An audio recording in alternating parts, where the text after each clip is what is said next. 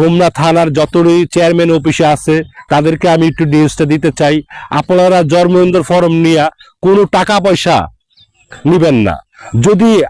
যদি বা আমরা যারা মানবতার কাজ করি, যদি আমরা শুনি আপনারা জন্মদিন ফরম নিয়ে যদি কোনো টাকা খাচ্ছেন 1,000 2,000 3,000 টাকা, তাহলে আমাদের কাছে যদি অভিযোগ আসে তাহলে আমরা সরকারিভাবে ব্যবস্থা নেব। আসসালামু আলাইকুম, আমি জনতার খাদিম উজ্জ্বল, আপনাদেরকে জানাই সেলুট। প্রিয় দর্শক, আমি এসেছি কিছু বলার জন্য। আসলে এই যে আমরা যারা জন্মনিবন্ধন ফরম চেয়ারম্যান অফিসে আমরা বানাই, এই জন্মনিবন্ধন ফরম নিয়ে আমি আপনাদেরকে বলতে চাই কিছু। আপনারা যারা জন্মনিবন্ধন ফরম বানাবেন, যাদের একদিনের বাচ্চা থেকে 40 দিনের বাচ্চা পর্যন্ত, যদি আপনি এর ভিত্তিতে যদি একটা জন্মনিবন্ধন ফরম যদি বাচ্চাটার বানালান, তাহলে আপনার 1 টাকা লাগবে না। তারপরে আপনি 40 দিনের উপরে যদি আপনি 2 মাস 3 মাস এর ভিত্তিতে যদি বানায় ফালান, তাহলে আপনার হয়তো 100 টাকা বা 50 টাকা খরচ যাবে।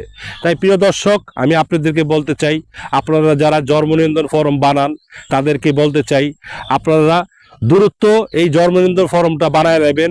পোলাপান ছোট থাকা অবস্থায় যদি বানান, তাহলে আপনার কোনো টাকা পয়সা লাগবে না। তাই আমি জন্মনিবন্ধন ফরম নিয়ে বলতে চাই, আমাদের হোমনা থানার যতই চেয়ারম্যান অফিসে আছে তাদেরকে আমি একটু নিউজটা দিতে চাই, আপনারা জন্মদিন ফরম নিয়ে কোনো টাকা পয়সা নিবেন না। যদি বা আমরা যারা মানবতার কাজ করি, যদি আমরা শুনি আপনারা জন্মদিন ফরম নিয়ে যদি কোনো টাকা খাচ্ছেন 1,000 2,000 3,000 টাকা, তাহলে আমাদের কাছে যদি অভিযোগ আসে তাহলে আমরা সরকারিভাবে ব্যবস্থা নেব। তাই আমি দর্শক আপনাদেরকে বলতে চাই, এই জন্মনিবন্ধন ফরম দিয়ে আপনারা কাউকে টাকা দিবেন না, কোনো ঘুষ দিবেন না, কোনো দালালের মাধ্যমে কোনো কাজ করবেন না। আপনারা জন্মনিবন্ধন ফরম যদি বানাইতে চান, আপনাদের টিকা কার্ড আছে, এই টিকা কার্ড নিয়ে চেয়ারম্যান অফিসে যাবেন, ইউনিয়ন অফিসে যাবেন। যাওয়ার পরে ওইখানে সচিব আছে, সচিবকে বলবেন এই যে আমার এই টিকা কার্ড আমি আবেদন করতে চাই, আমার ছেলের জন্য বা মেয়ের জন্য জন্মনিবন্ধন ফরম বানাতে চাই। তখন আপনি সরকারিভাবে একটা আবেদন করবেন, তারপরে তাদের কাছে জমা দিবেন, ইউনিয়ন অফিসে জমা দিবেন।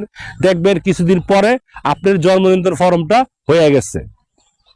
তাই দর্শক, আমি আপনাদেরকে এই জন্মনিবন্ধন ফরমের বিষয় নিয়ে কথা বললাম।